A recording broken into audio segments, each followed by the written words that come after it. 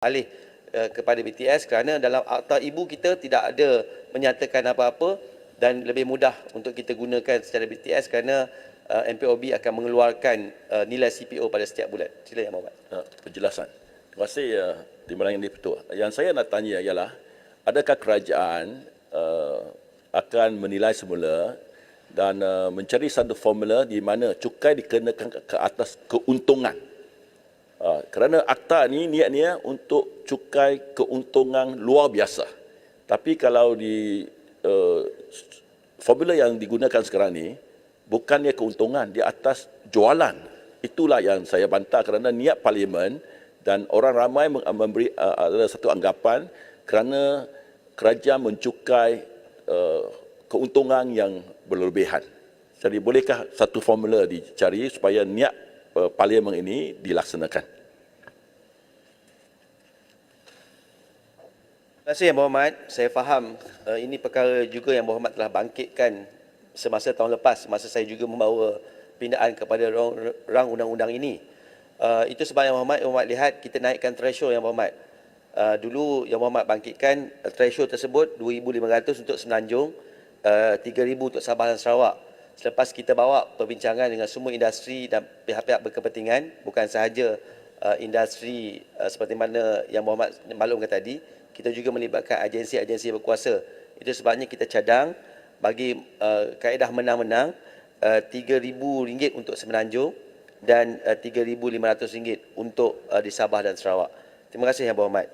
Yang Berhormat juga bangkitkan isu Perintah PUA 250/208 yang telah tamat tempoh. Saya yakin perkara ini Yang Berhormat, untuk Yang Berhormat, pihak Kementerian Kewangan mengambil maklum tentang kutipan levy keuntungan luar biasa dan tindakan sedang diambil untuk memastikan semua prosedur dan tata cara yang sewajarnya dapat diselaraskan.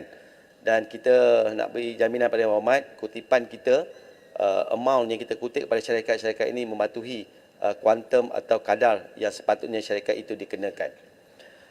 Yang Berhormat Kanga juga mencadangkan... Menteri, yang soalan saya ialah, adakah perintah itu masih berkuat kuasa? Straightforward. Kerana tak berkuat kuasa, tak boleh terus mengutip kerana kerajaan mesti ikut undang-undang cukai. Jadi kalau kerana kekhawatiran di luar sana, kerana keraguan ini timbul, ada yang tak bayar. Tapi kalau ada kelewatan membayar, akan tadi Menteri sudah katakan akan dikenakan penalti. Tadi kata 10 hingga 20 kali ya, kalau tak silap saya, is progressive 10%, 20%, up to 50%. Mungkin I stand corrected, tapi orang dalam industri ini nak tahu, adakah perintah Menteri itu masih berkuat kuasa? Terima kasih. Itu sebab yang saya Berhormat, saya beritahukan tadi, Kementerian Kewangan mengambil maklum seperti mana isu yang dibangkitkan oleh Berhormat, dan juga kita akui sedang ada kes-kes yang JR judicial review oleh pihak mahkamah. Itu sebabnya saya tidak boleh beyond apa penjelasan di sini, kerana bagi saya yang paling penting kita mengambil maklum apa yang Berhormat sebutkan tadi, dan kita akan pastikan segala tata cara kewangan negara dapat dipatuhi dan keadilan mesti diberikan sebaik mungkin kepada semua pihak. Terima kasih Yang Berhormat. Boleh saya minta satu jaminan? Sementara menunggu keputusan muktamad, kerajaan jangan mengenakan penalti kalau mereka lambat bayar, kerana kita belum pasti lagi cukai ini perlu dibayar atau tidak. Kalau kerajaan boleh longgarkan dari segi ini, kalau kerajaan sudah buat keputusan mesti bayar, mengikut undang-undang, mereka yang tak bayar akan dikenakan penalti. Tapi sekarang ni kita pun tak tahu perlu bayar atau tidak.